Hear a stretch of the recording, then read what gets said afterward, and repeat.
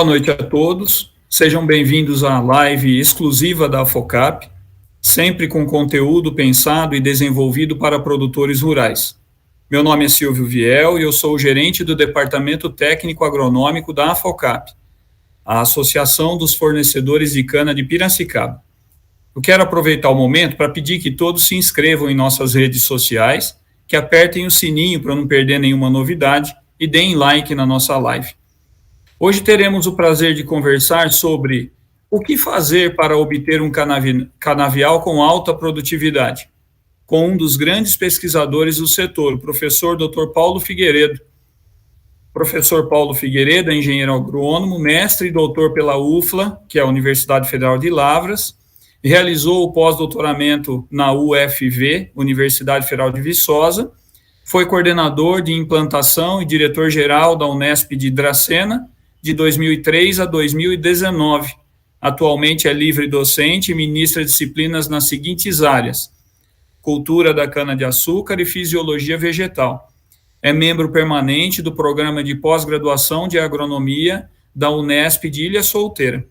Agradecemos também a Singenta pela parceria e oportunidade em realizar essa live conosco, aqui representada pelo senhor José Carlos Rufato. Dessa forma, boa noite, professor Paulo Figueiredo, seja bem-vindo e eu passo a palavra para o senhor. Muito boa noite, Silvio, boa noite a todos, boa noite, Rufato. É um prazer estar com vocês nesse final de tarde, começo de noite, para que possamos falar um pouco a respeito das adversidades, né, que as nossas lavouras vêm sofrendo e algumas estratégias que certamente são importantes e sempre serão para que as nossas lavouras possam ser alavancadas em relação à produtividade.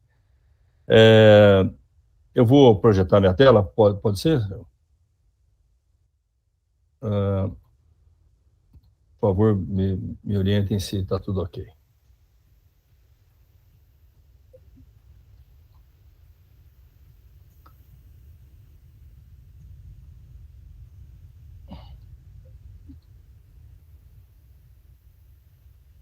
Ok?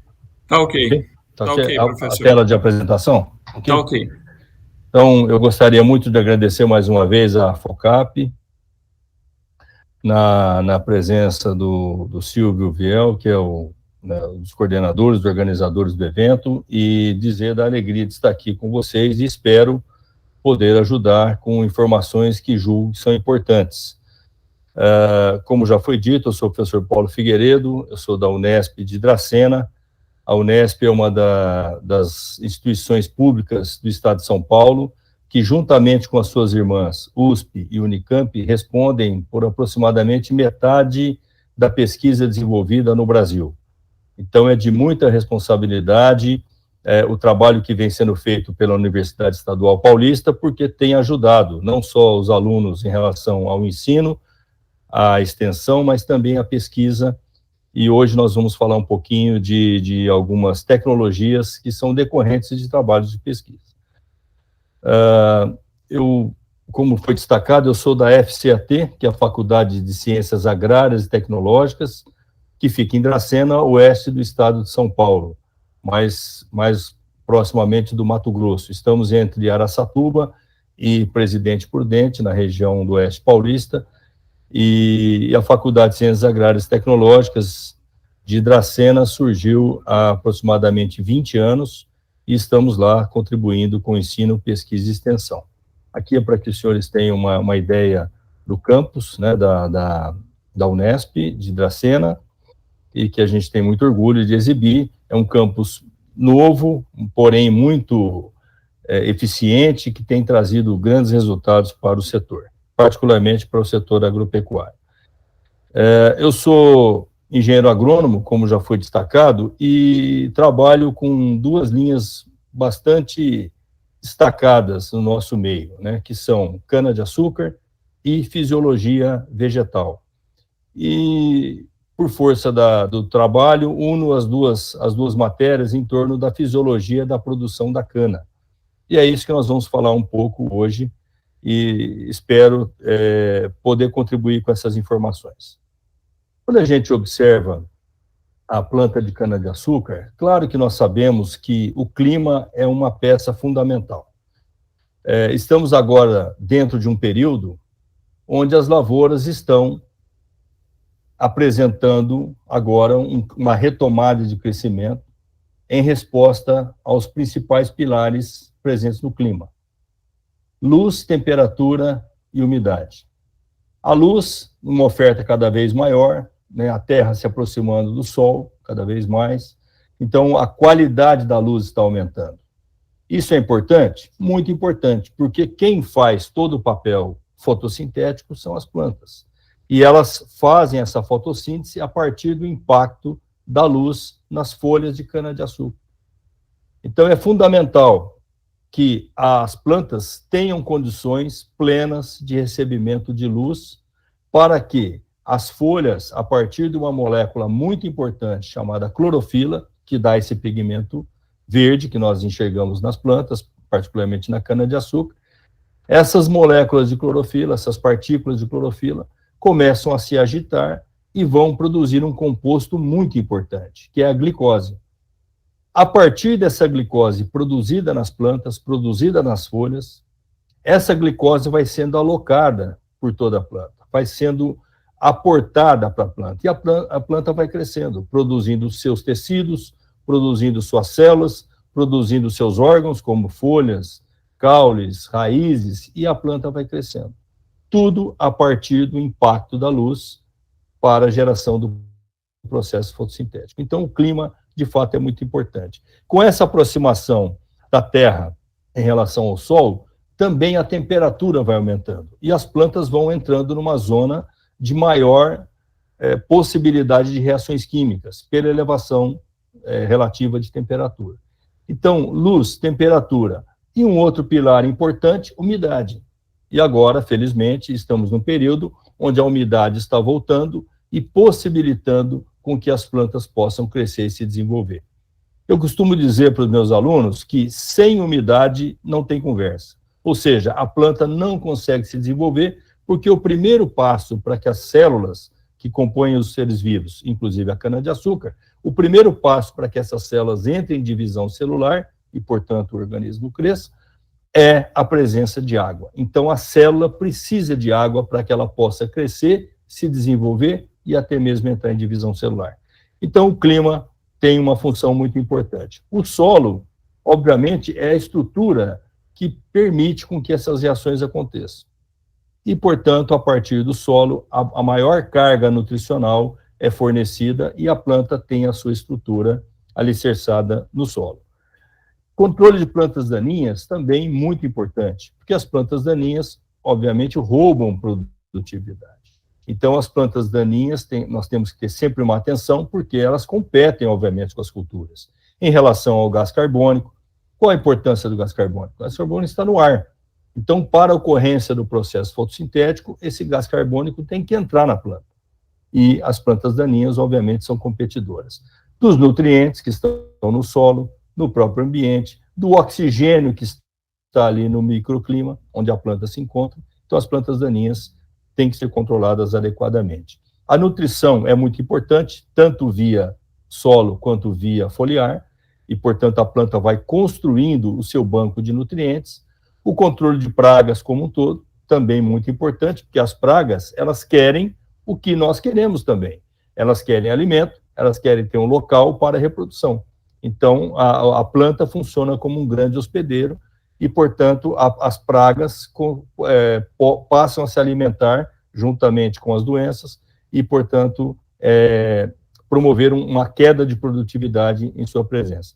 As variedades são muito importantes, tem variedades mais responsivas, menos responsivas, aquelas que apresentam maturação mais cedo, outras mais tarde, enfim. Todo esse banco, esse conjunto de informações nos leva ao processo produtivo.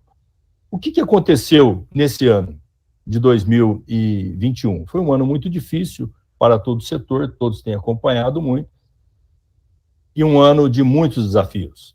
Seca, uma seca pronunciada, que já começou a partir do início desse ano.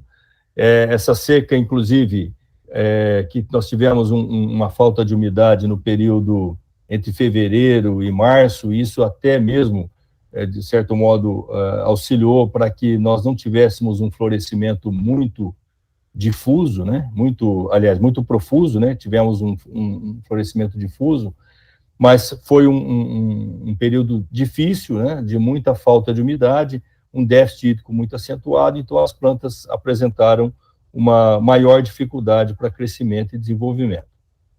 A presença também nesse ano de geadas, né, que de certa forma prejudicaram mais ou menos intensamente, mas a maioria das regiões sofrendo muito com as geadas, muitas situações onde as lavouras tiveram que ser roçadas, ou seja, tiveram que ter uma eliminação da parte aérea, enfim, e aí esse cenário, de fato, seca, mais geada, além de outros fatores, como, por exemplo, incêndios, né, também as regiões do Brasil como um todo, principalmente aqui no Centro-Sul, né, elas sofreram muito com o aparecimento de incêndios, então tudo isso, de certo modo, atrasando essa lavoura, deixando aí um atraso relativo. Hoje, se a gente observar as lavouras, elas têm um comportamento de pelo menos aí de 1 mês e meio a 2 meses, até em alguns casos até mais, de atraso fenológico, ou seja, de desenvolvimento. Então, as lavouras, de fato, estão um pouco atrasadas, né?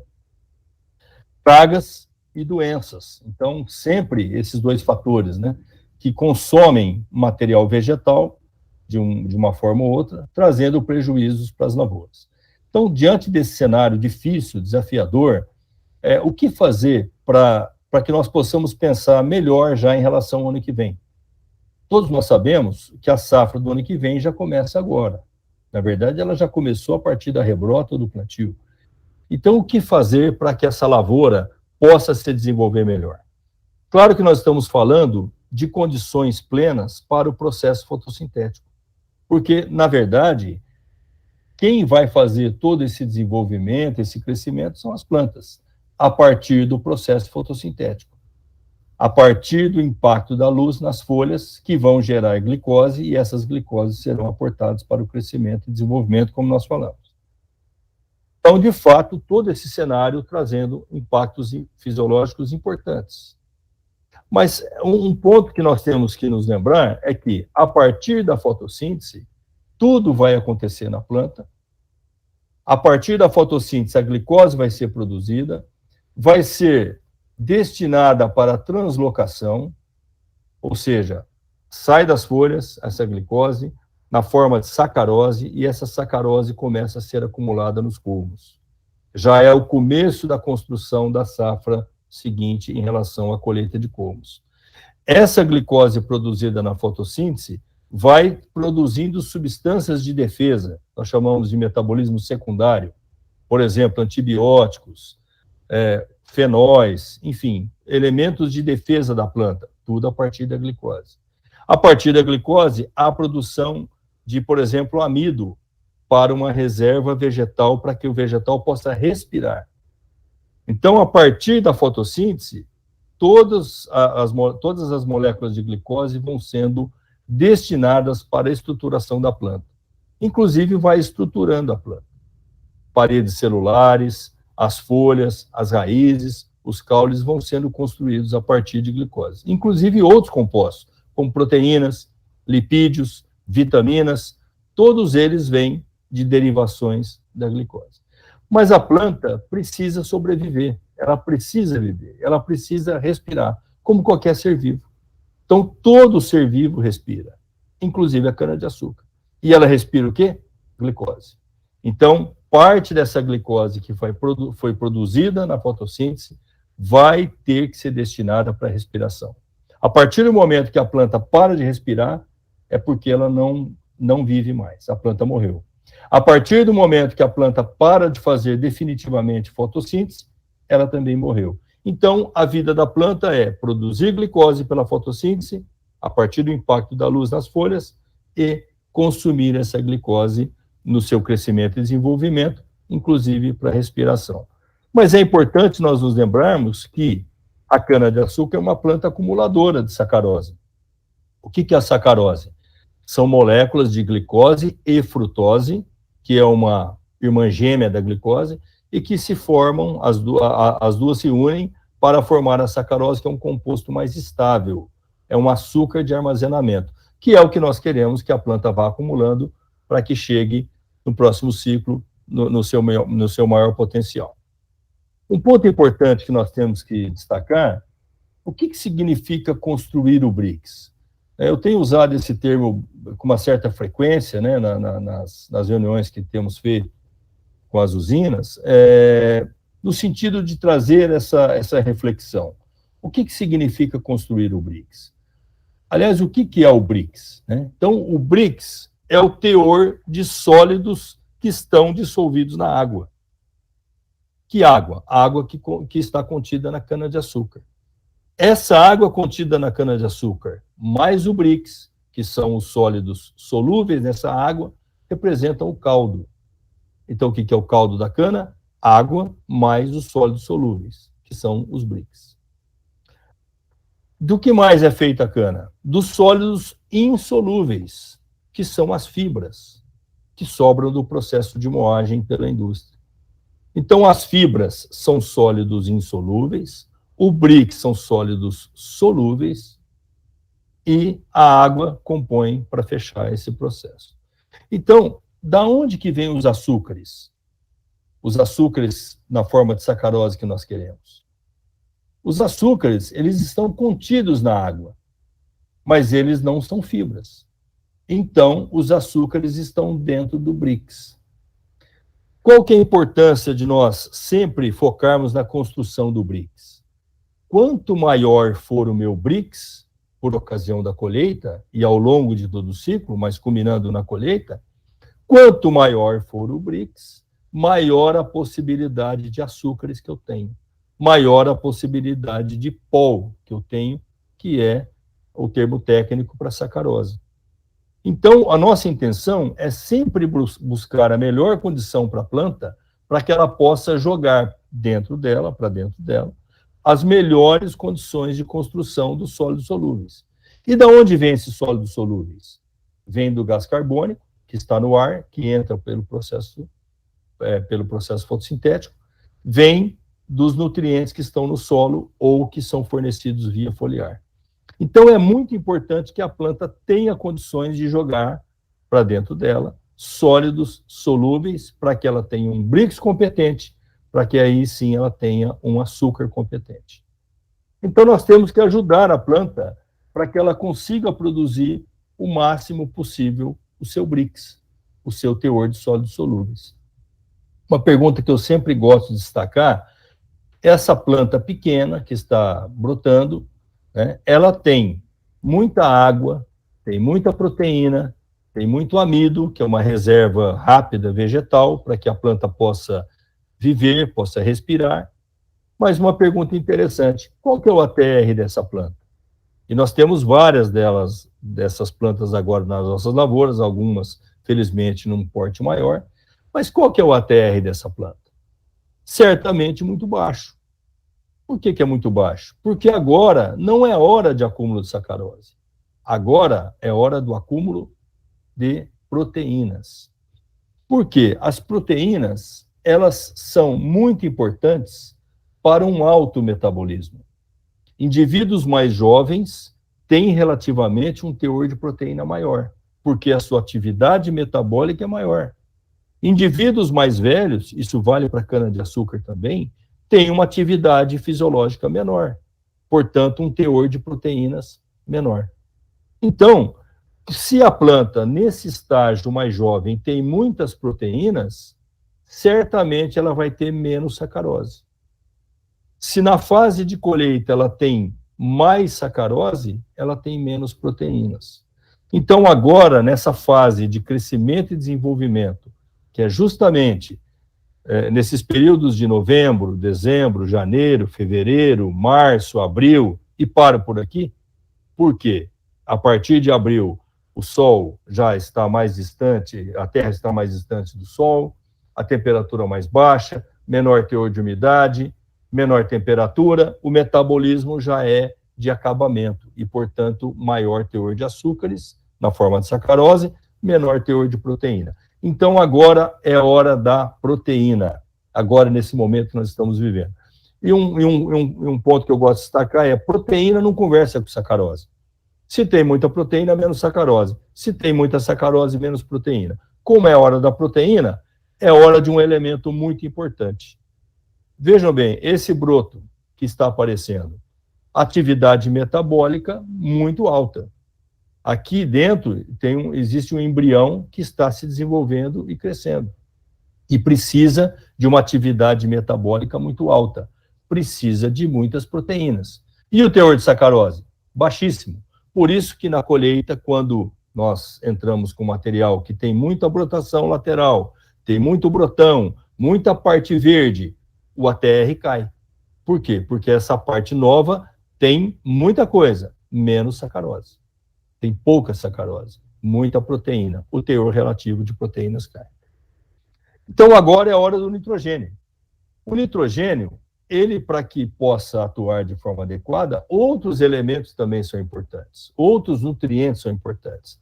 Mas agora é hora de crescimento e desenvolvimento, é a hora de um metabolismo intenso. E esse metabolismo intenso exige muitas proteínas. E as proteínas são formadas por aminoácidos. As proteínas são cadeias de aminoácidos. E esses aminoácidos têm nitrogênio na sua composição. Por isso que os aminoácidos, de maneira geral, eles estão associados a um alto metabolismo, por causa das proteínas. O material genético, o DNA, precisa também de nitrogênio para que ele possa ser formado. E agora, nessa fase que nós estamos vivendo, a cana está entrando em grande divisão celular. Precisa de muito nitrogênio para a formação do seu material genético.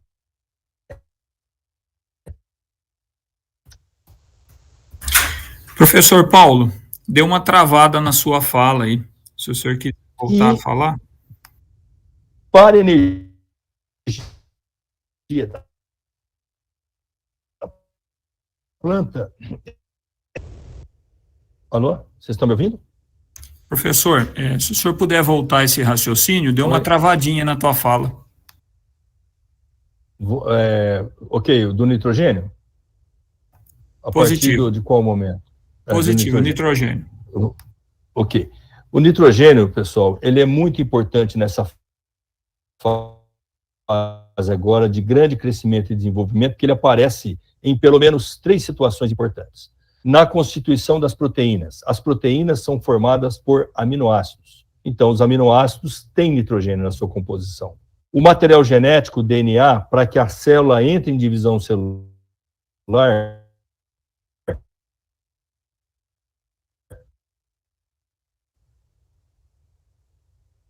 precisa duplicar o material genético. O material genético tem nitrogênio na sua composição, ATP. Toda a reserva energética da planta, ela não pode ser usada para processos menores, construir uma molécula energética chamada de ATP. É como se nós tivéssemos o dinheiro grande no banco e para comprar um item de menor valor, nós não tiramos todo esse dinheiro, que a planta precisa para o seu dia a dia. Também vai nitrogênio na sua composição. Portanto, agora que nós estamos num momento de grande crescimento e desenvolvimento e que precisa de proteínas, material genético e energia, o nitrogênio ele é peça fundamental. Por isso que ele é essencial nos primeiros 90 dias da cultura, seja plantio, seja soqueira. Por quê? Porque a planta, nesses 90 dias, está exibindo grande parte do seu crescimento e desenvolvimento. E, portanto, também as respostas ao nitrogênio são mais efetivas quando a planta encontra-se com uma idade igual ou menor ao seu Brix, que ela está construindo a sua estrutura. Vale observar também que essa molécula aqui é a molécula de clorofila. É essa molécula verde que nós enxergamos na planta. Essa molécula verde que nós enxergamos, essas moléculas, começa o processo fotossintético a atuar de forma mais intensa.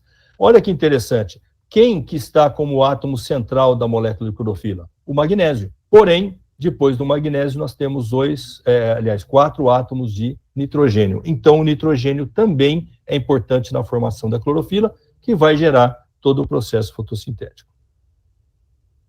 Portanto, pessoal, nesse momento agora, nós estamos numa condição de grande crescimento e desenvolvimento. Lá na frente, no ano que vem, a partir de março, abril, maio, principalmente, nós vamos encontrar as condições de maturação, diminuição de temperatura, diminuição da umidade, um estresse leve para que a planta comece a entrar em maturação. Então, agora é o momento de promover o crescimento e desenvolvimento. Nós observarmos. Ô Silvio, tá dando para perceber ou está travando? Ô professor, seria interessante se o senhor tirasse a imagem tua para ver se a conexão melhora. Tá? Trava o seu vídeo, isso, continua falando que vai usar menos. A apresentação mantenha, só a tua imagem, tá? Isso. Tá conseguindo? Voltou a imagem? Positivo. Ok. Pessoal, vamos somente observar esse quadro que mostra o comportamento médio, né, de crescimento e desenvolvimento da cana-de-açúcar ao longo dos meses.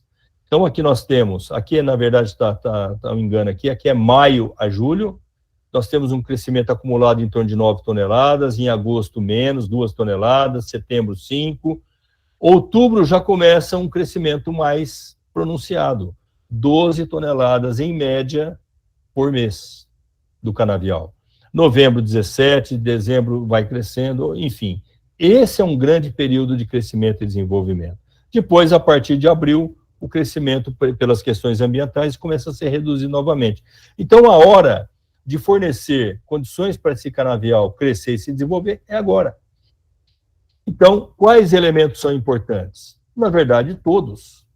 Então, nós temos que nos preocupar com todos os elementos. Por isso que existem as estratégias de adubação foliar, para repor eventuais falhas na adubação de solo, e aí nós temos a oportunidade de melhorar essa nutrição.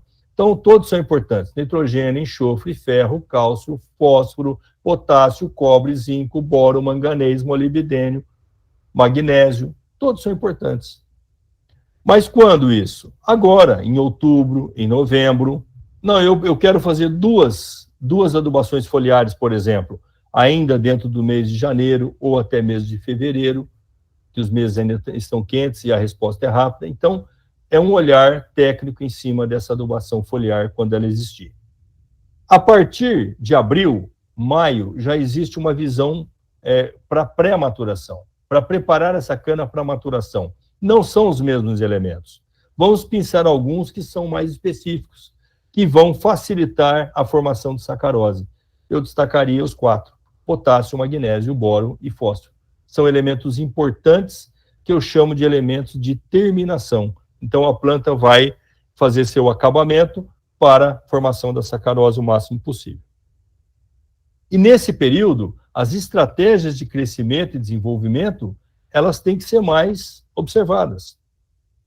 E nesse ponto, nós temos que preparar as folhas, que são as principais antenas, para que os outros processos vão acontecer. Porque nas folhas é que acontece o processo fotossintético. As folhas são preparadas para recebimento de luz e essa luz gerar a agitação das moléculas de clorofila para a produção da glicose. Então, nós temos que nos preparar muito e dar condições para que as folhas façam o melhor do seu potencial fotossintético. Essa é uma visão microscópica de uma folha de cana-de-açúcar. Então, nós fizemos um corte, levamos ao microscópio e a gente observa aqui a epiderme. Na verdade, essa é a epiderme inferior, essa aqui é a epiderme superior, e a gente vê os vasos condutores de seiva, que são xilema e floema. E aonde que acontece a fotossíntese? Não é nem na região dos vasos, nem nas regiões epidérmicas. A fotossíntese acontece nessas regiões aqui intermediárias. Portanto, qualquer prejuízo no crescimento dessas regiões vai interferir no processo fotossintético. Um conceito, antes da gente terminar esse momento, seria uma fórmula matemática que governa o processo fotossintético e a vida do vegetal. Fotossíntese bruta. O que é fotossíntese bruta? É toda a fotossíntese que a planta consegue produzir. E para isso as folhas são estratégicas nisso. Elas têm que ter condições de absorção do máximo de luz. Respiração é tudo que a planta vive, usa para a sua sobrevivência. São as glicoses que são quebradas para que ela possa viver. Não tem jeito da planta não respirar. Ela é necessária. O que sobra? A diferença matemática. A fotossíntese líquida. Então, o que sobra do que foi produzido menos do que foi gasto, a planta investe no seu crescimento e desenvolvimento. O que acontece se a respiração aumentar muito? Se a respiração aumentar muito, matematicamente a fotossíntese líquida cai. Então tem menos sobra para a planta investir no seu crescimento. O que acontece se a fotossíntese bruta cair também? Por exemplo, fungos em cima da folha. Se a fotossíntese bruta cair, a fotossíntese líquida vai ser menor ainda. Então, a planta tem menores condições de investir. Mais quentes, a planta tem maior dificuldade para a maturação. Por quê? Porque ela aumenta o processo respiratório. Se ela respira mais, sobra menos.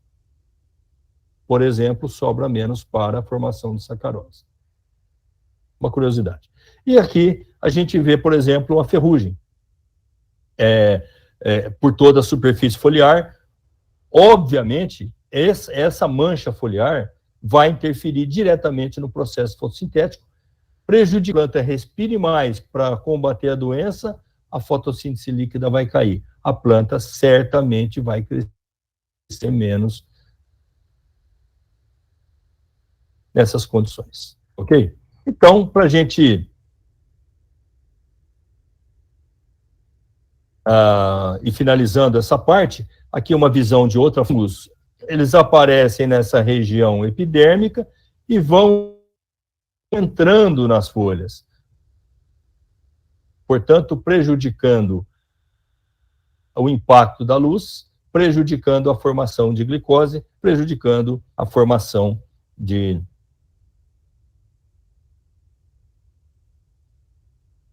moléculas energéticas. E, nesse sentido, que está entrando muito forte no setor canavieiro, que são as estrobilurinas. O que elas fazem, as estrobilurinas? São moléculas que, de certo modo, reduzem a respiração. Essa respiração aqui. Reduzem a respiração das plantas. Por um período temporário e de forma discreta. Então, a respiração celular das plantas, ela é ligeiramente diminuída. Mas é um produto que está contido em fungicidas que contêm estrobilulinas, que o Rufato certamente vai falar um pouco mais. E, portanto, essa diminuição da respiração celular para os fungos representa a morte. O fungo tem inviabilizado a sua respiração.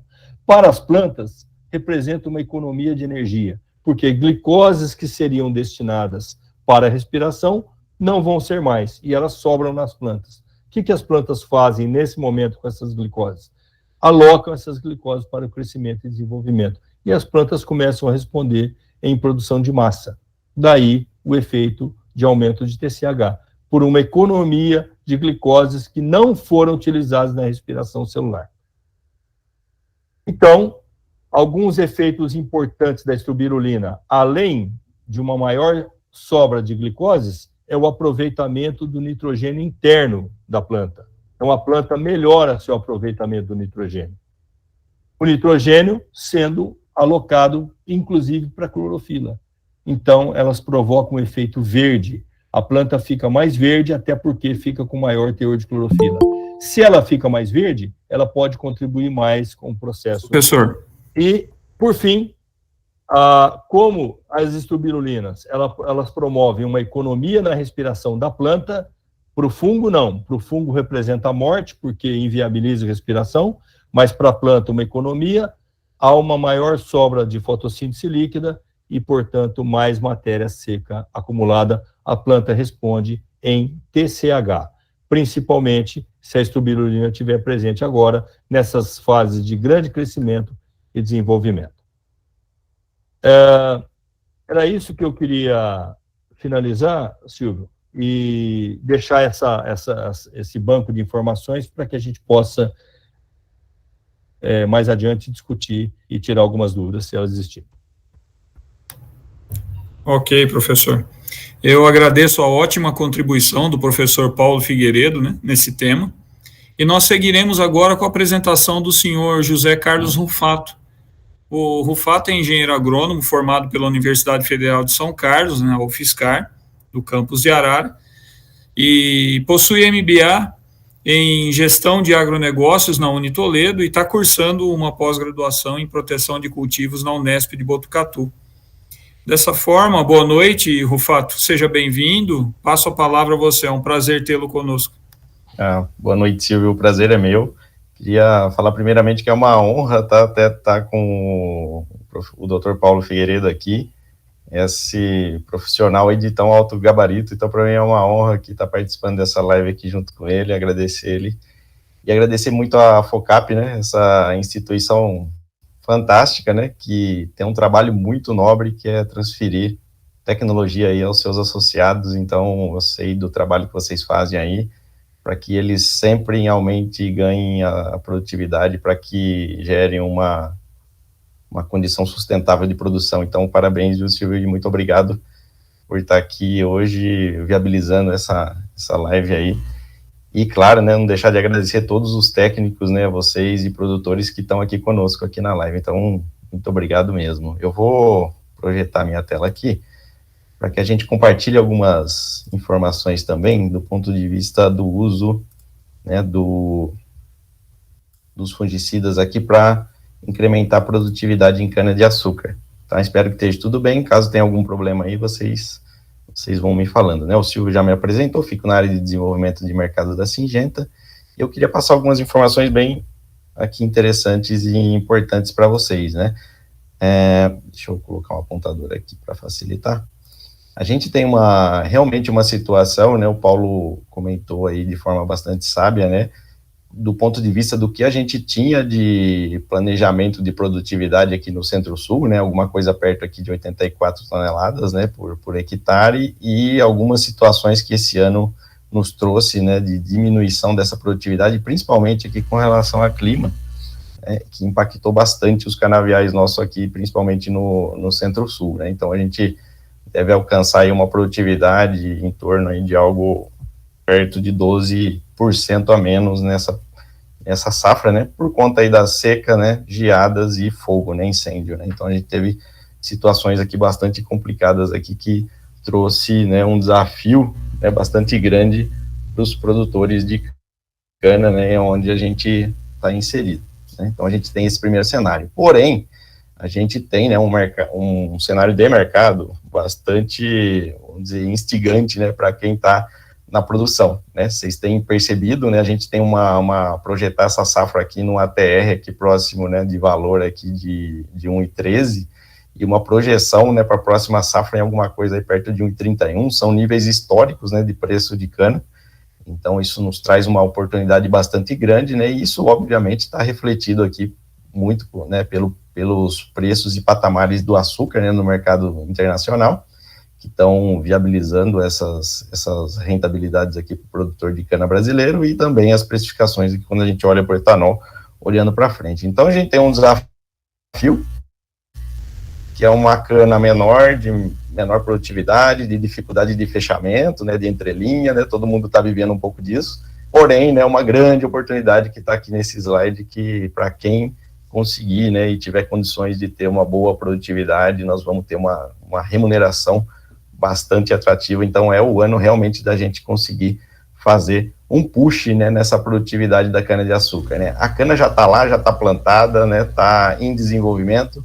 A gente agora tem estrategicamente, tecnicamente, que fazer uma só coisa, né, fazer com que ela expresse o seu potencial produtivo ao máximo. Então é nesse sentido aqui que eu quero conversar com vocês aqui alguns minutinhos, né. Então a gente conseguir fazer, né, e usar de tecnologias para que a gente alcance as maiores produtividades, e a gente está chamando isso de arrancada da produtividade, né.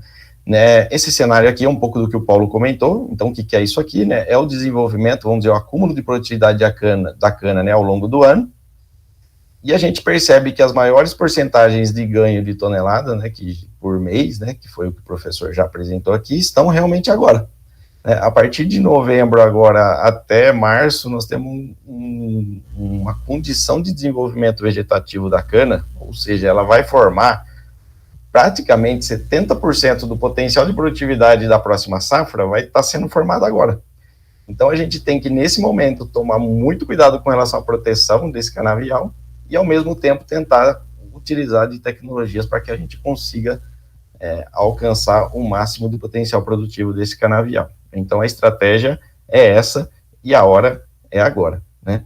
Como é que a gente faz isso, né? Pensa em fazer isso. Então, assim, a gente disponibiliza, né, para vocês, produtores, que são nossos parceiros, algumas tecnologias que, de certa forma, feito um uso de forma estratégica, a gente, além de fazer, né, o que elas estão, vamos dizer, dedicadas a fazer, né, do ponto de vista de controlar pragas ou controlar doenças, elas também, né, auxiliam do ponto de vista de ampliar a produtividade. O que é isso? Por exemplo, quando a gente utiliza a Aquitara para controlar uma praga, por exemplo, a cigarrinha das raízes, que acaba atrapalhando o desenvolvimento do canavial justamente nessa fase agora aqui de umidade, onde ela tem vamos dizer, prejudicado os canaviais com muita intensidade por conta disso, ele, além de fazer esse controle com excelência, né, é o líder aí no uso para controle dessa praga, né, como produto, como inseticida, ele também tem uma função secundária na planta de estimular o aumento do sistema radicular. Ele é um produto, né, ele é um inseticida, que não é um hormônio, mas que faz uma ação de hormônio. Ele atua na produção de citocinina na planta, que é um hormônio do sistema radicular. Então, as plantas aumentam o seu sistema radicular. Então, além de controlar a praga, a gente dá condições para a planta absorver mais água, nutriente e aumentar a produtividade, né? No caso do Priori Extra, né, que é o fungicida, que a gente vai conversar com um pouco mais de detalhe aqui, além dele fazer toda uma limpeza da folha, né, proteger contra os fungos, né, ele também tem ações fisiológicas dentro da planta, que foi algumas do que o professor comentou aí, por exemplo, né, melhorar a eficácia do uso do nitrogênio pela planta. Ele amplia também a produtividade da cana por esse efeito bioativador. E depois que a gente construir nessa base de produtividade de TCH aqui, protegendo e ampliando o TCH ao máximo possível, a gente vem e faz o acabamento ali com o MODUS, que é um maturador, aumentando o ATR por hectare produzido, né? Um produto bastante, né, consagrado do ponto de vista de ganho de açúcar, né, na cana, como maturador, e que é muito flexível, né, do ponto de vista de uso, de janela de colheita, e que também não traz, né, não prejudica a cana, né, ele não é um herbicida, né, é um hormonal, né, um maturador hormonal, que também aí traz bastante segurança, tanto para a cana quanto para culturas vizinhas aí, sem trazer problemas aí de fitotoxicidades, né. Então é nessa estratégia que a gente pensa, né, aqui, né, e fornece para o mercado, né, como opção para vocês, né, aqui só uma área que não foi aplicada a Aquitara, né, aqui uma área que foi, mostrando esse desenvolvimento radicular, e aqui em vaso, onde sem presença da praga, a gente deixou sem aplicar, com outro inseticida, e com a Aquitara nesse risotron, que a gente chama, né, um equipamento para fazer medição do sistema radicular, a gente observa o aumento do sistema radicular e, portanto, um maior vigor na planta, o que vai gerar altíssimas produtividades para essa cultura, né, além da proteção da praga. Entrando um pouco mais especificamente aqui do ponto de vista que a gente está conversando hoje, né, que é o uso de fungicida para fazer esses efeitos fisiológicos na planta, além de proteção. Esses são, vamos dizer, as 3 sequências aqui de entrega desse produto. A gente tem basicamente, a produção indiretamente de clorofila nas folhas da planta. É basicamente como se a gente, pensando do ponto de vista de manter essas folhas limpas e verdes, como se a gente mantivesse aquelas placas de energia solar que a gente tem em algumas casas, né, limpa, né. Então, para quem já tem essas placas de energia solar, né, imagine jogar um saco de terra em cima dessa placa solar. Claro, nós vamos comprometer muita eficiência de produção de energia. É a mesma, vamos dizer, analogia para a folha, quando a gente está com uma folha cheia de fungo em cima. Então, os fungos, além, né, atrapalham essa incidência dos raios solares para fazer fotossíntese, que o professor já falou muito bem aí, e além disso, o fungo também injeta toxinas e se alimenta dos nutrientes da folha da cana. Então, são uma série de problemas quando a gente tem plantas doentes. Mas, além disso, além de manter a folha verde, ele também estimula a produtividade da cana, melhorando a assimilação de nitrogênio, protegendo a clorofila e dando uma maior fotossíntese líquida, ou seja, ampliando o potencial da planta de fazer fotossíntese, de acumular mais glicose e, portanto, de usar essa glicose para aumentar a produtividade. Então, essa é a sequência lógica e técnica do produto. Quando a gente compara o Priori Extra, aqui é um trabalho bem legal, desse lado esquerdo aqui de vocês, a gente tem uma aplicação do Priori Extra, e depois medimos aqui através de carvão marcado, então a gente marca o ativo do produto e vê até onde ele foi. Então ele foi aplicado nessa área aqui. Aqui uma outra, a trifloxestrobina, um outro fungicida registrado para cultura. A gente pode perceber que quanto mais azulzinho é menos translocação do produto. E aqui também uma outra piracrostobina também com a capacidade de sistemia, que a gente chama, ou seja, de atingir um ponto a pulverização e ele conseguir ir por sistemia, de forma sistêmica, por dentro dos tecidos vegetais, muito maior para a Priori Extra. Aqui está demonstrado já na prática, então temos 3 folhas. Entre essa primeira lista preta, que essa aqui foi as regiões de aplicação do produto, então aqui foi Priori Extra, aqui trifloxestrobina, aqui piracrostobina. Essas folhas foram infestadas de ferrugem, para a gente ver visualmente o controle. Então, portanto, essa área aqui não tem fungicida, Vocês observam que onde o produto Priori foi aplicado, ele conseguiu se translocar, de uma forma sem ter sido pulverizado, ou seja, de forma sistêmica, e protegeu essa área foliar. Aqui a gente não protegeu e aqui também não, então mostrando que esses 2 produtos aqui têm baixa sistemia na planta. E tendo mais sistemia, além dele conseguir proteger mais a área foliar, ele também consegue fazer esses efeitos fisiológicos dentro da célula da planta, que a gente já comentou no slide anterior, e mais células, Ele consegue se translocar pelas células, fazendo esse efeito fisiológico na planta. Então, aqui um trabalho bem legal, mostrando na prática, como é que isso acontece. Do ponto de vista de uso agronômico, então essa é a recomendação, no final a gente vai fechar essa recomendação. A aplicação de meio litro do Priori Extra, junto com o Ocma é um adjuvante, é um adjuvante que a gente recomenda junto nessas aplicações. 2 aplicações de meio litro por hectare, passadas aí de 30 a 60 dias, para esses efeitos fisiológicos aí que a gente tem na planta. Essa é uma foto lá de uma região de Minas, onde a gente percebeu, esses efeitos aqui, inclusive visualmente, do ponto de vista de desenvolvimento da planta. Claro que essas aplicações, elas vão ocorrer agora, principalmente nesse período que a gente comentou aí de a partir de novembro, Aqui um outro gráfico comparativo de resultado, onde a testemunha sinalizou 95 toneladas por hectare, as áreas de 2 aplicações de Priori 105, um outro fungicida, uma outra mistura aqui de estrubirulina com triazol 99 e 101. Então a gente tem um Priori realmente como um produto referência aí nessas entregas de altas produtividades para esse posicionamento de ganho de produtividade. Esse trabalho aqui é um trabalho bem interessante, eu achei legal porque ele é bem didático. É uma área de um fornecedor de cana, aqui na região de Matão, aqui no centro do estado de São Paulo, uma aplicação de drone, onde ele aplicou metade da fazenda com Priori e a outra metade não. Tirou uma foto via satélite, essas fotos olhando a biomassa da planta, então a gente, na hora da aplicação, as biomassas estavam muito parecidas. No dia 3 de julho, ele tirou uma outra imagem de biomassa da área. A gente então percebe que quanto mais amarelinho e verde, maior a biomassa. Nesse período aqui em julho, a gente fez uma biometria, sinalizava um ganho de 17 toneladas e meia por hectare nessa faixa de aplicação do fungicida, frente à faixa que não foi aplicada. E um ponto, isso foi antes da geada. Entre o dia 19 e 20 de julho, desse ano, para alguns produtores, alguns não, vários, tiveram problemas com geadas aí bem severas, e ele não foi exceção. Ele nos chamou depois, no dia 28 de julho, tirou essa foto de biomassa de novo, e aí a gente percebeu realmente assim, uma foto bem clara, o quanto a geada pode atrapalhar o desenvolvimento da cultura e o quanto uma cultura preparada para suportar esses efeitos de estresse, que o fungicida também atua na planta fazendo isso, tem capacidade de fazer. Então, o próprio produtor nos chamou lá, falou, olha, aconteceu um negócio aqui muito interessante, venham ver, e é um exemplo aqui bastante interessante do que o fungicida pode fazer. Eu vou compartilhar agora, bem rapidamente, um vídeo, né, de um gerente, né, de planejamento e desenvolvimento técnico de um grande grupo sucroalcooleiro, falando um pouquinho do uso do Priori Extra nessa modalidade aí de aumento de produtividade.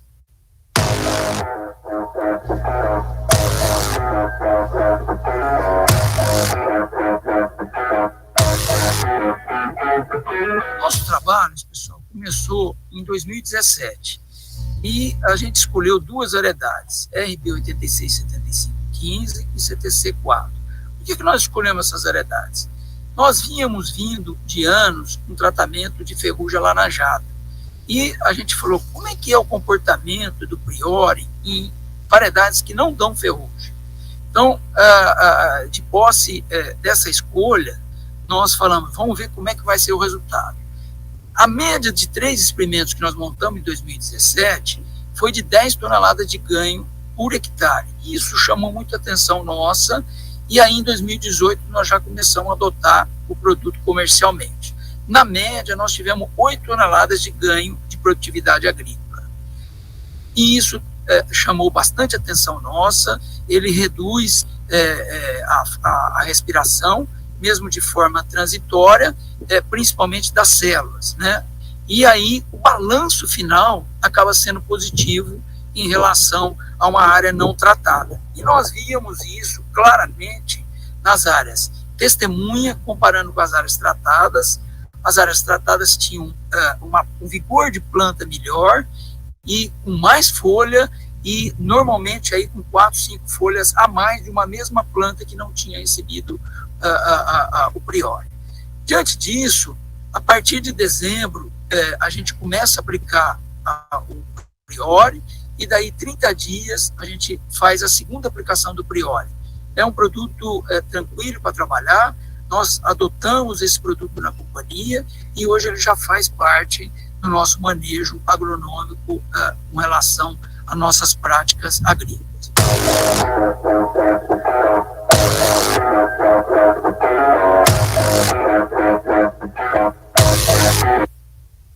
Então, já para ir finalizando aqui, né, para o posicionamento das aplicações de Priori Extra, lembrando que um primeiro posicionamento é para ganho de produtividade, né, o próprio Renato Rosa comentou aí, né, o técnico, né, do ponto de vista de uso em variedades que não tem ferrugem, então são variedades que não se foca, né, o controle de doenças, só para aumentar a produtividade realmente, né.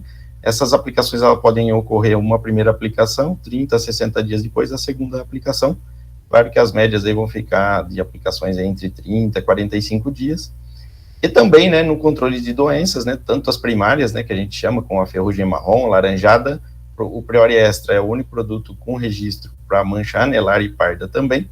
Então a gente faz uma proteção do complexo de doenças e manchas na folha, melhorando aí as condições da planta, né, de realizar fotossíntese e de não ser prejudicadas aí por doenças, né, tanto na cana-planta quanto na cana-soca, nesse período agora, né, de alto crescimento vegetativo, ou seja, catalisando essa produtividade. Lembrando também que a gente tem um uso do Priori Extra também, um produto muito flexível, né, não para aí no barracão, no estoque dos senhores, porque ele também pode ser usado, né, a 0,25, né, litros por hectare, a 250 ml por hectare, no suco de plantio, para proteção aí contra as podridões aí que atacam o plantio, né, os toletes da cana, principalmente a podridão abacaxi, né. Uma oportunidade bastante grande aqui, voltando no uso para folhar, é que a gente também pode utilizar, né, mas eu vou ter que fazer 2 aplicações, né, lembrando, né, do ponto de vista operacional, né, que muitos produtores e usinas, né, acabam utilizando o produto em caronas aí com aplicações de foliares, né, aqui está um exemplo, uma nutrição foliar aqui à base de aminoácidos da Syngenta, né, como exemplo, o Quantis, ou através de maturação, né, nos períodos, né, dependendo das aplicações, forem aplicações mais tardias, por exemplo, para controle de doenças, por exemplo, com o maturador, ou, né, aqui um uso bastante comum nessa época aqui de ganho de produtividade com os inseticidas, né, tanto para cigarrinha quanto para broca, né, no caso aqui representados aqui por Actara e Amplio, tá bom? Acho que assim, bem resumidamente, esse é o posicionamento, E aí eu gostaria de chamar o professor de novo, né, o professor Paulo Figueiredo, para mostrar um ensaio científico, né? Deixa eu derrubar aqui a minha apresentação. Um trabalho científico, né, que ele fez, né, com o Priori Extra. Acho que se ele pudesse compartilhar alguns resultados, eu gostaria bastante. Professor, muito obrigado novamente, muito obrigado, Silvio, pela oportunidade. Ok, pois não. Silvio, nosso tempo está... Dá para apresentar, Silvio? Pode apresentar, professor. Tá, vamos lá. Por favor. Ok, mais uma vez.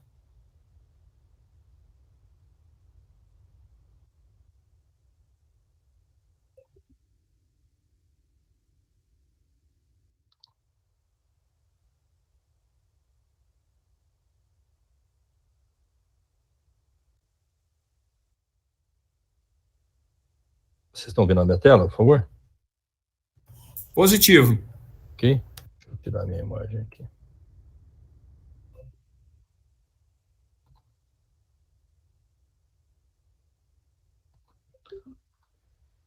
Ok. Vocês estão visualizando, pessoal? Agora sim, Consegui? professor. Pode dar continuidade. Então, para encerrarmos e abrirmos a possibilidade de perguntas, eu queria só mostrar o resultado desse trabalho, que ele foi intitulado Efeito do número de folhas ativas na produtividade da cana-de-açúcar, quando tratada com Priori Extra, que tem essa molécula que nós estamos destacando, que é a estrobirulina. Então, o que foi feito? Nós escolhemos algumas quantidades de folhas ativas na planta. Por que foi feito esse trabalho? Nós simulamos uma possibilidade da planta ter menos folhas, contribuindo para o processo fotossintético. E por que ela teria menos folhas? Por exemplo, pela presença de fungos. Então, nós escolhemos 5 situações de quantidades de folhas. Ou seja, uma folha ativa seria o ponteiro, foi preservado, e deixamos uma folha, que seria a folha mais 1, e tiramos todas as folhas abaixo daquelas plantas, naquelas parcelas. 3 folhas ativas, ou seja, a folha mais 1 e mais 2, e mais o ponteiro, tiramos todas abaixo. 5, 7, e deixamos todas as folhas da planta. Então, nós tínhamos uma situação de poucas folhas e de todas as folhas da planta, com e sem Priori Extra, que leva a estrobirulina. Então, nós queríamos saber, menos folhas, mas com produto, produz mais? Foi essa a hipótese. Então, nós fizemos essa combinação no campo, parcelas de aproximadamente 150 metros quadrados, tudo casualizado, né, dentro dos parâmetros estatísticos, e aí fizemos a retirada das folhas. Então, nós tiramos as folhas nas condições que nós queríamos, deixando 1, ou 3, ou 5, ou 7, ou todas, e fomos fazendo a toalete, e essa limpeza foi feita durante 9 semanas seguidas. Essa lavoura, ela tinha aproximadamente 7 meses de idade, quando as folhas foram tiradas. Foram aplicadas 2 vezes, em dezembro e em janeiro, o Priori Extra, nessa condição com poucas ou mais folhas, e esse ficou o aspecto da parcela. E durante 9 semanas, elas foram sendo retiradas semanalmente. Depois, nós deixamos essas plantas crescerem normalmente e colhemos essa lavoura em maio de 2018. Então, aqui uma situação do número de folhas, e fizemos a aplicação nesse dia com o Priori Extra, e depois voltamos ali a 30 dias e fizemos a aplicação, e fizemos todas as avaliações, biometrias, contagens, pesagens, e o resultado é esse, né? O que a gente encontrou? Para praticamente todas as situações, por ocasião da colheita, que foi aproximadamente 130 dias depois da aplicação, da primeira aplicação, nós vimos que aquelas plantas que foram mantidas durante um tempo, com apenas uma folha, além do ponteiro, o laranja tem produto, o azul não tem produto. Ou seja, estatisticamente, essa diferença de letras mostra isso, que nós tivemos um ganho de muito mais toneladas por hectare na área tratada. Para 3 folhas, o mesmo comportamento. Para 5 folhas, o mesmo comportamento. Inclusive, a gente percebe que, por exemplo, aonde nós temos 5 folhas em relação a 7 folhas, 5 folhas com produto representa mais do que 7 folhas sem produto. Então, nós vimos que, com menos folhas, mais a presença da isobirulina, há uma contribuição maior para o crescimento e desenvolvimento da planta. E aquelas plantas que foram deixadas sempre com todas as folhas, elas apresentaram, no final do ciclo, né, quando foi por ocasião da colheita, uma produtividade de 12 toneladas a mais. Ou seja, o laranja aqui 125, o azul que não tem produto 113. Então, aquela teoria, aquela hipótese da sobra de glicose ter sido aportada para a planta, para responder em TSH, ela foi comprovada. Silvio, era isso que eu queria deixar como contribuição e estou à disposição para perguntas. Obrigado novamente, professor, para a apresentação. Bom, eu vou começar a fazer aqui as perguntas primeiro do chat, depois eu vou pegar aquelas que vieram via WhatsApp. Bom, primeiro aí, o consultor, nosso amigo também, Claudimir Penati, obrigado, Claudimir, e o Penati também, né, o José Rodolfo também está aí na live. Ele parabeniza o senhor aí pela apresentação e pede, por favor, se poderia citar alguns fatores que podem aumentar e manter a produtividade elevada. Ok, queria deixar um abraço para o Penati, né, que já nos conhecemos já de muitos anos, né, Penati? É um prazer aí estar respondendo a sua pergunta. São fatores combinados, obviamente, mas eu destacaria hoje, né, principalmente nesse cenário que estamos enfrentando e que isso vai certamente servir para outros anos. A questão nutricional, uma base bem feita, sempre que possível com um olhar para a matéria orgânica, a adubação de base, muito importante, sempre muito importante, e um olhar também interessante para a nutrição foliar, que ela vem se apresentando de uma maneira muito moderna, com muitas tecnologias, com uso de aminoácidos e estimulantes, então isso é muito bem-vindo.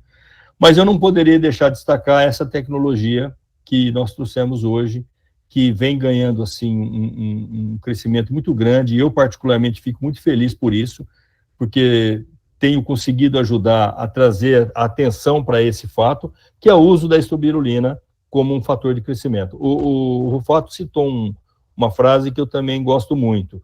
A isobirulina não é um hormônio, mas ela traz um efeito similar ao uso de hormônios. Inclusive, os hormônios também são estratégias importantes de crescimento e desenvolvimento.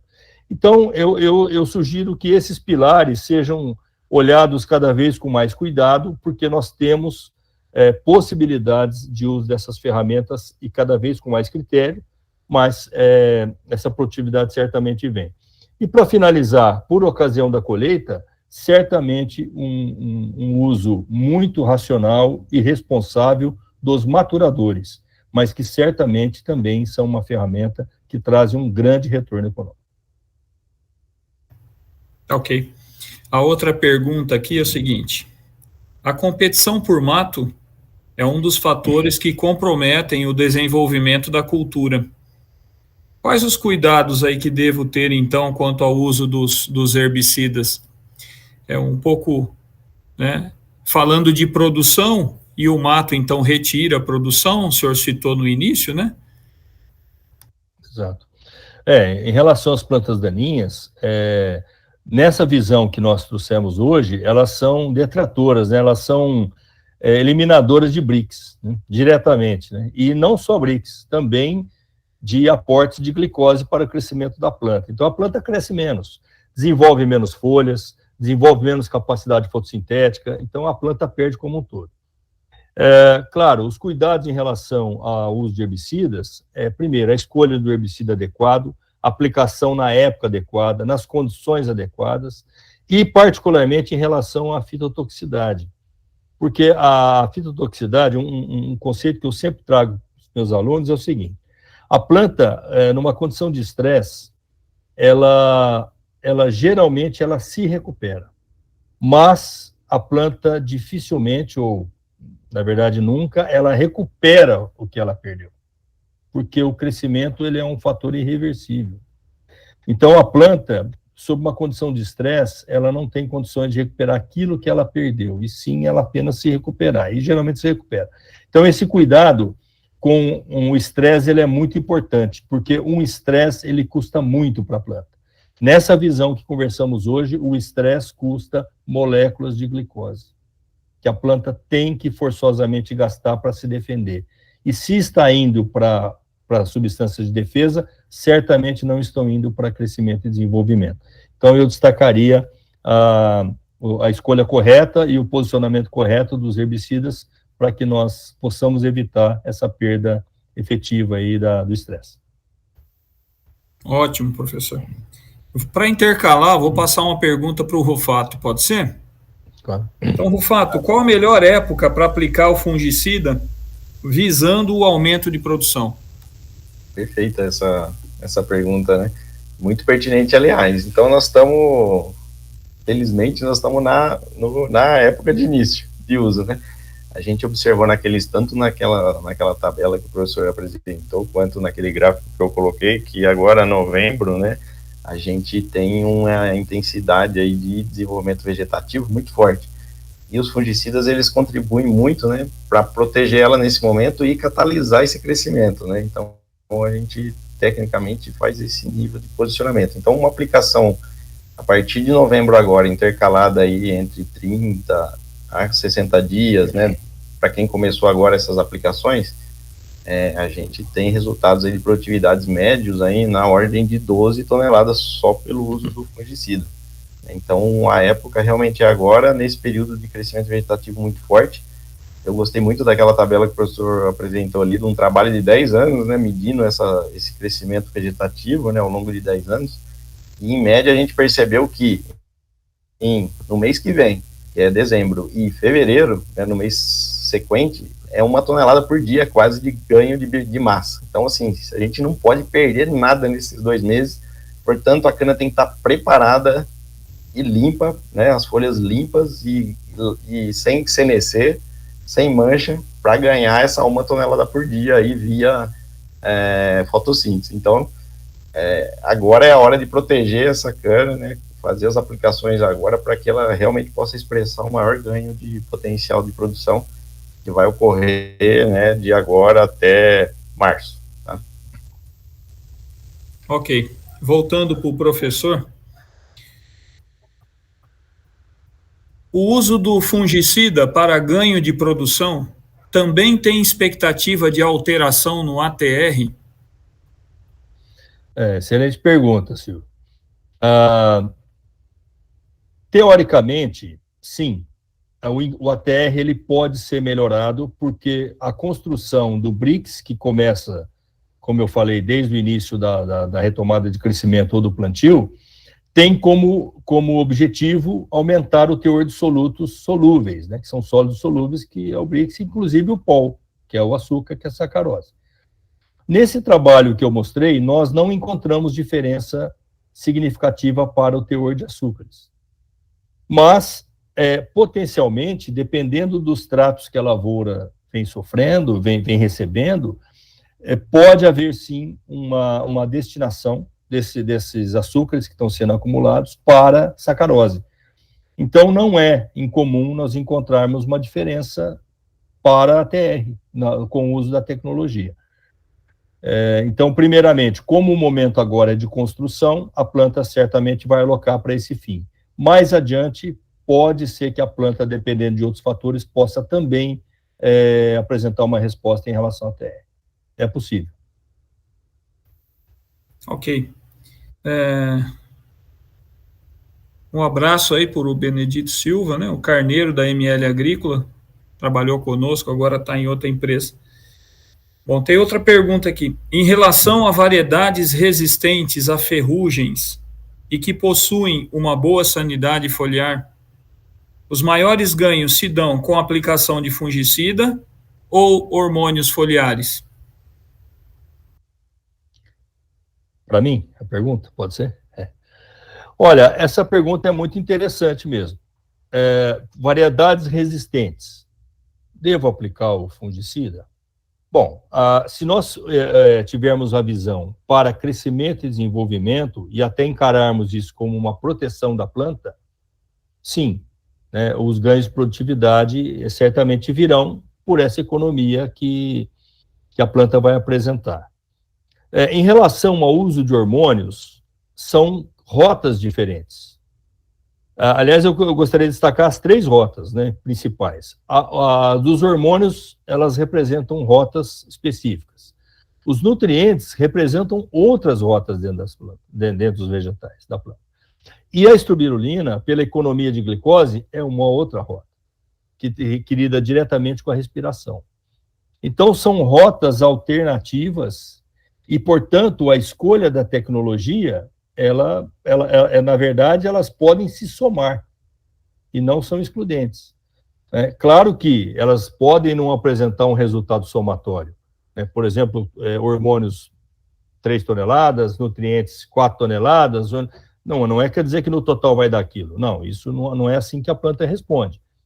E apenas a combinação entre elas que nós vamos saber exatamente qual é o comportamento dentro daquela situação. Mas são efeitos diferentes. E, portanto, é temeroso nós afirmarmos qual pode dar mais resultado. O que eu digo é que as duas têm potencial para resultados muito significativos e não são excludentes, podem ser, inclusive, aplicadas em conjunto. Obrigado. Um abraço para o grande Hélio do Prado, está nos prestigiando aí também. Né? Puxa vida. Muito obrigado aí pelo prestígio, doutor. Um abraço. Agora para o Rufato. Rufato, quantas aplicações são necessárias para haver alteração na produção? Se eu fizer uma só, o que acontece? Nossa, só perguntas muito boas, hein? Um abraço aí para o Carneiro, para o Hélio do Prado, que você citou. As pessoas aí fantásticas e que tem uma contribuição muito grande para o setor, né? Uma aplicação, 2 aplicações. Olha, os maiores ganhos a gente tem medindo as produtividades, né, dentro das áreas mapeadas, né, de aplicação que a gente faz todo ano, né, são com as 2 aplicações, né, onde a gente tem uma garantia de proteção, né, e de bioestimulação da planta durante todo esse período que eu comentei, que vai aqui entre outubro, novembro, até lá fevereiro, março. Então, se a gente faz 2, a gente encaixa, vamos dizer, um sistema de proteção e de bioativação na planta por esse período todo. Então, assim, a possibilidade de acontecer alguma coisa, né, vamos dizer, climática, que talvez não contribua tanto, ela é bem minimizada, né? Então, você tem uma garantia muito grande e os patamares de ganho são muito grandes, né? Então, a gente citou aqui as nossas médias aí, que a gente tem visto no mercado. O próprio Renato comentou de 8 toneladas, mas a gente vê muita coisa de entre 10 e 12 toneladas. Nos ensaios nossos, por exemplo, a gente fez com uma aplicação, ela sempre é melhor do que nada mesmo, né? Ou seja, só que ela nunca vai atingir aqueles patamares de entrega das 2, né? Ou seja, normalmente a gente tem números médios para uma aplicação, por exemplo, né, dentro desses ensaios nossos, entre 4,5 e 5 toneladas para comparado com 10, 12 toneladas em 2 aplicações. Então, ela chega, vamos dizer, uma aplicação, ela chega muito próximo aí à metade desse ganho que a gente tem como base, né? E, claro, né, muito melhor do que realizar uma aplicação. A gente, inclusive, tem algumas situações de uso combinado, né? O Dr. Paulo falou muito bem, né, das nutrições foliares, né? E o fungicida catalisando a eficiência do uso desses nutrientes, né? Por manter uma absorção melhor, né, uma folha mais verde, mais apta para estar absorvendo esses nutrientes que vão vir via foliar, e melhorando a eficiência do uso deles, por exemplo, o caso do nitrogênio, que é o principal deles nesse período aqui, né, um produto que consegue fazer com que a enzima nitrato redutase trabalhe melhor, né, de uma forma otimizada, melhorando a eficiência do uso desse nutricional. Então, às vezes a gente tem produtores menores, né, que tem uma dificuldade de fazer esse programa de 2 aplicações, fazendo uma aplicação de fungicida, né, preparando a planta para estar recebendo posteriormente outras tecnologias, como, por exemplo, o uso de foliares, né, e os resultados estão sendo muito bons também. Então, 2 é o melhor, 1, né, melhor que nada, né? tá? Não sei se ajudou aí. Ok, obrigado, Rufato.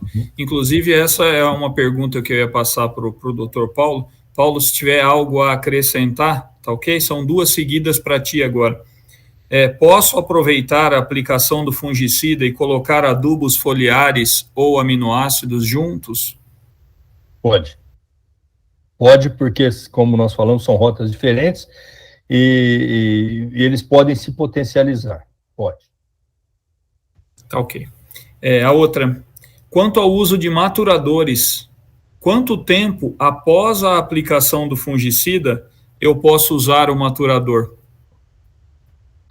Olha, é sempre importante nós observarmos o período em que ele será aplicado. E, claro, dentro de todo esse contexto que nós estamos apresentando, o melhor cenário é que o ambiente ajude a planta a fazer o processo fotossintético. Então, nós estamos falando de novembro, nós estamos falando de dezembro, de janeiro, que está dentro daquela janela de alta produtividade que a cana exibe. O maturador, ele vai aparecer em outro momento, a partir de abril, né, aí depende da estratégia de cada local, né, mas nós estamos colocando em média aí em abril. Então, já estamos distantes da última aplicação. E, portanto, não há risco nenhum de se aproximar uma aplicação da outra. Mesmo que uma aplicação tenha sido feita muito tarde, de priori, por exemplo, né, estrobirulina, por exemplo, em março, que tem casos em que a pressão de doenças é muito grande, e aí é um caso específico que pode haver o aparecimento da doença, pelo menos em 30, 40, 50 dias, a partir daí não tem problema usar o maturador. Na verdade, não teria problema nenhum em usar ele próximo. Apenas é que o maturador ele vai fazer um efeito, muitas vezes, contrário àquilo que poderia, que na verdade nós estamos buscando, que é aumento da produtividade. Mas como, em geral, né, as aplicações estão distantes, não há problema nenhum.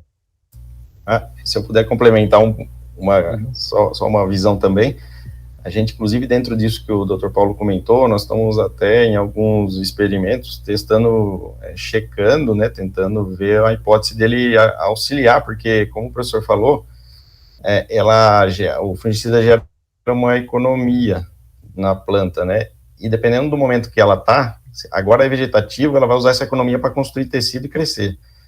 Naquele momento de maturação, a hora que o clima está pressionando, junto com o maturador, essa chave vai ser virada, né? Ela vai acabar gerando essa energia, não utilizando para crescimento, para construir proteína, vamos dizer assim, para construir, na verdade, a sacarose, né? E o ATR. Então, a gente tem até uma hipótese de que isso pode ajudar, tá? Então, claro que são hipóteses que a gente está ainda testando, mas nós não vimos nenhum ponto deletério disso, de estar tão próximo aí, vamos dizer, antes aí dos 40 dias, sem grandes problemas, tá? Talvez até auxilie. Então, é uma questão que a gente está observando. Doutor Paulo, nós passamos um pouco já do nosso horário, mas tem algumas perguntas pendentes ainda, e pelo que eu estou vendo aqui no chat, as pessoas não desligaram. Então, vamos honrar essas pessoas e responder as perguntas? Perfeitamente. Então, tá bom. Essa foi para ti aqui. Dentre as deficiências nutricionais, qual nutriente causa maior impacto na produção? Olha, certamente é o nitrogênio. O nitrogênio, ele é componente de pontos importantes da planta, nós destacamos vários aí. Eu citei pilares como a clorofila, como o DNA, como o ATP, né, e como as proteínas. Então, todas elas têm como base o nitrogênio. Obviamente, todos os elementos são importantes, todos. Né? Mas, hoje, em termos de peso em relação a essa preocupação do crescimento e desenvolvimento, eu destacaria o nitrogênio. Por isso que eu sempre falo, agora é a hora desse nitrogênio para a construção da planta. Ok. Outra aqui do chat. Essa cana que vai estar recebendo a aplicação, seja hormônio, seja fungicida, né? Que porte que ela deve estar? Ela já deve estar com a copa fechada, deve estar grande. Até que ponto vale a pena fazer essa aplicação? Excelente pergunta. É claro que nós estamos tentando até estimular esse crescimento e desenvolvimento. Então, é preciso que ela tenha um certo porte para recebimento desse produto. e que não seja tão grande também a ponto de responder menos. Então, isso na prática representa uma planta de aproximadamente 1,5 m de altura, onde as entrelinhas estão se fechando já estão praticamente se encontrando, né? Então, isso representa uma superfície foliar capaz de uma absorção bastante significativa, e é por lá que o produto vai entrar e fazer o seu trabalho nas folhas. Então, eu destacaria o início do fechamento das entrelinhas. Ok.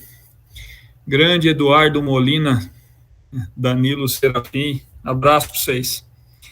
Bom, Rufato, talvez você seja a pessoa mais, por ser representante do produto em questão, mas, enfim, se ajudem na resposta. Esse mesmo fungicida é usado no fundo do sulco do plantio. Ele também pode ser usado no corte de soqueira, junto com o inseticida? Se sim, quais benefícios traz?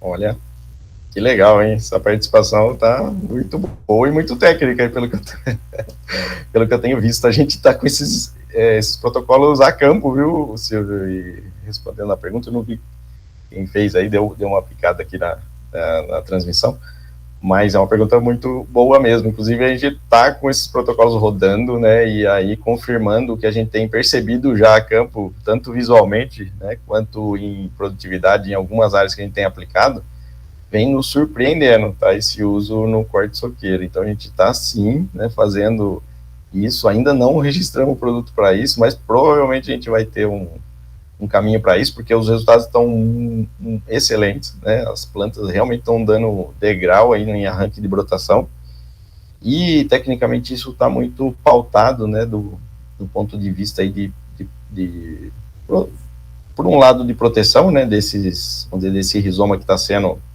de certa forma, vamos dizer, ferido, né, talvez não seja a melhor palavra, mas ele está sendo cortado, né? Então a gente tem vamos dizer, um sistema que garanta, né, um nível de proteção desses patógenos aí que estão no solo, né, por uma possível, né, atrapalhar uma brotação, e no caso, né, do priori, a gente tem essa molécula aí fantástica, né, que é a azoxastrobina, né, que tem efeitos aí promotores também no desenvolvimento, né? Então a gente teria uma absorção, né, quando eu mostrei aquelas folhas, né, a gente viu que a principal rota de caminho dentro da planta é via xilema, né, indo para a ponta, no caso da planta, e dependendo da dose, então a gente está estudando essa dose, né, o quanto a gente consegue carrear isso, né, da raiz sentido folha, né. Então, claro, nós estamos estudando ainda as doses, né, calibrando isso, mas assim, a gente teria ali esse processo, vamos dizer, de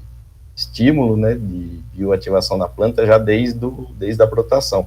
Então a gente tem um conjunto aí de uma maior proteção, vamos pensar assim, de algum eventual patógeno no solo. A gente sabe que esses patógenos vêm aumentando, né, com as questões aí dos anos de colheita mecanizada. Essa palhada está criando condições, né, de desenvolvimento aí principalmente fungos, né, na palhada, que podem, né, atacar essas brotações inicialmente, e uma outra função aí, que é essa de estímulo fisiológico, dando essa bioativada e melhorando o vigor da planta. Então, excelente pergunta, é uma coisa que nós estamos ajustando agora a dose, já com base no que a gente está tendo de resultado, principalmente da safra passada. Doutor Paulo, quer completar e já engata uma resposta aqui, ó.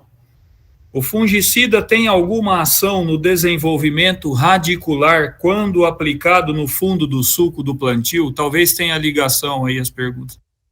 Exato. Olha, Silvia, essa questão ela de fato importante. Eu não testei, não acompanhei nenhum trabalho, né? O Fato falou muito bem, né? Está em fase de teste. Acho até um pouco prematuro a gente, assim, definir. Mas, em termos teóricos, o que vai acontecer? Essa molécula, pensando na estrobilurina, ela atua muito de forma específica em cima da respiração celular. E, por isso, esse ganho de energia que nós estamos comentando. No entanto, dependendo da forma onde esse produto se apresenta, do jeito que ele se apresenta, do momento, da quantidade, da dosagem, pode, talvez, atrapalhar outros micro-organismos, estando onde ele está. Então, é um pouco prematuro, esse resultado que o Rufato traz, ele é animador. Acredito que o produto estando dentro da planta, em contato com as células, todas as células da planta, inclusive radiculares, elas respiram, então todas têm o mesmo mecanismo, todas vão ter glicoses economizadas, então potencialmente sim, tem condições de crescer raiz, e como também o Rufato disse, essa molécula ela vai ser conduzida para a parte aérea via xilema. O xilema é um tecido morto, que são canais de entrada mesmo, de seiva com nutrientes e outras moléculas, que pode ser inclusive a estubirulina. Então, eu acredito bastante em projetos e nós temos que estudar isso, né? Nós da universidade estamos à disposição, por exemplo, via gotejo. Acredito que é uma grande possibilidade nós fazermos essa molécula estar presente dentro da planta numa forma rápida, o produto é solúvel e, portanto, com água da irrigação, via gotejo, por exemplo. Então, são alternativas que eu vejo que nós temos que olhar com mais cuidado, mas potencialmente todas elas têm condições de dar resposta, inclusive com o desenvolvimento radicular. Tá, ok. Alguns produtos existentes no mercado dizem ser preparatórios à planta para a recepção de certos nutrientes. Qual a opinião dos senhores em relação a isso? É pertinente? Excelente live. Pergunta do Pedro Timóteo. Quer falar, Fato? Posso. Na questão de preparar a planta, né? A gente acha que até estava bom, excelente. Obrigado pela pergunta, né? Realmente o Priori-Ester vai trabalhar nesse sentido, né? Preparar a planta para que ela consiga otimizar o uso dessas tecnologias, principalmente a nutrição que vai vir via foliar, né? De que forma? Ela, claro, deixando as células preparadas para utilizar esses nutrientes, né? Uma vez que a gente tem várias rotas de catalisação, por exemplo, de algumas enzimas pelo fungicida, né? Mantendo a folha verde, né? Portanto, melhorando o metabolismo da planta. Então, a gente tem essa pergunta é bem interessante, né? Esse uso de fungicida em cana, começou com o milho, né? Não sei se, provavelmente a gente tem algum produtor de milho aqui. O milho também não tinha grandes problemas com doenças foliares, né? E a partir do momento que começou-se a utilizar o fungicida para um efeito específico, que era stay green, né? Que os americanos começaram lá isso, né? Manter a planta verde, num momento, né, de formação da espiga, então, né, onde ela precisava fazer fotossíntese e processar todos esses metabólitos para o caminho de produzir os grãos, né? Então, o milho passou para um outro patamar de produtividade. Então, é isso que veio, né, que foi trazido para a cana. Tanto é que os produtores que iniciaram com muita intensidade, né, mostrei uma foto de Minas, né, Minas Gerais, foi um estado que a gente teve muitos produtores que eram produtores de milho, que passaram a ser produtores de cana. Então, essa adoção de fungicida foi muito forte lá, né, no início, por conta dessa cultura, vamos dizer assim, de aumentar a produtividade com o uso de fungicida para catalisar a planta e manter a planta verde. Então, em resumo, quando a gente usa o fungicida, além de proteger, a gente aumenta o tempo de vida de folha ativa, né? O que a gente quer dizer com isso? Folhas que demoram um pouco mais para senescer e ficam por mais tempo verde. Então, a gente tem uma maior quantidade de folha nas parcelas onde a gente aplica, os talhões que a gente aplica o fungicida comparado aos que não aplicam ao lado, a gente vai perceber uma massa foliar maior, então a gente consegue ver mais folha e com talvez um calibre maior também, né? Mais verde, mais folha. Então, ou seja, é aquela, vamos dizer, placa solar limpa e maior quando a gente compara com um talhão onde não recebeu o fungicida. Então, essas são condições, assim, prioritárias para que a planta consiga aproveitar outras tecnologias, por exemplo, a nutrição foliar, né? Então, ela consegue ter condição de absorver mais, porque tem mais folha, e processar mais esses nutrientes, porque ela tem mais condição para fazer isso, fisiologicamente, né? Tá ok, Rufato. Quer completar, professor Paulo? Sim, Silvio. Eu teria um pouco mais de olhar um pouco assim, com menos cuidado em relação a desestressar essa planta.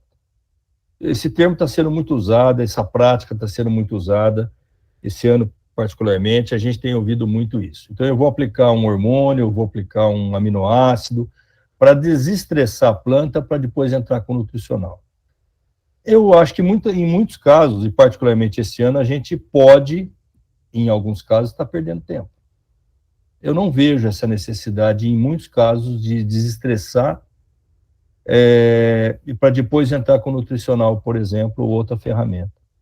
Então, eu vejo que, em muitos casos, a gente pode fazer isso de uma vez só, porque esses dias que são componentes de novembro, por exemplo, até outubro, esse ano, nós tivemos um outubro chuvoso, em condições da planta reagir, inclusive nutricionalmente, né, ainda mais agora em novembro. Então, assim, muitas vezes eu não vejo essa necessidade do estresse, de tirar ela do estresse para depois fazer alguma outra coisa.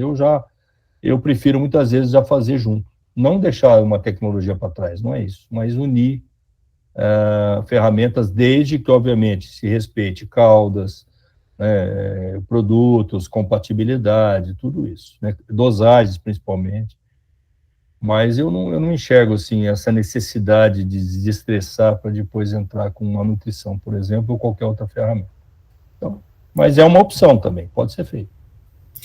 O Jamil Carlino, da Jamil Agrícola Botaro, em Descalvado. Um abraço, Jamil. Obrigado aí pela audiência. Ele fez uma pergunta aqui para o professor Paulo. O uso de micronutrientes focando o âmbito nutricional, aproveitando a carona do fungicida, pode causar alguma perca da eficiência do fungicida? Aí ele complementa aqui. Eu pergunto isso porque eu tive experiência aí comprovada de alguns produtos usados como inseticida para broca, causam redução da eficiência do período residual. No fungicida, corremos esse risco também? Olha, o Jamil, né? Excelente pergunta. Acho que o fato pode até completar, mas não há motivos para tirar a eficiência, muito pelo contrário.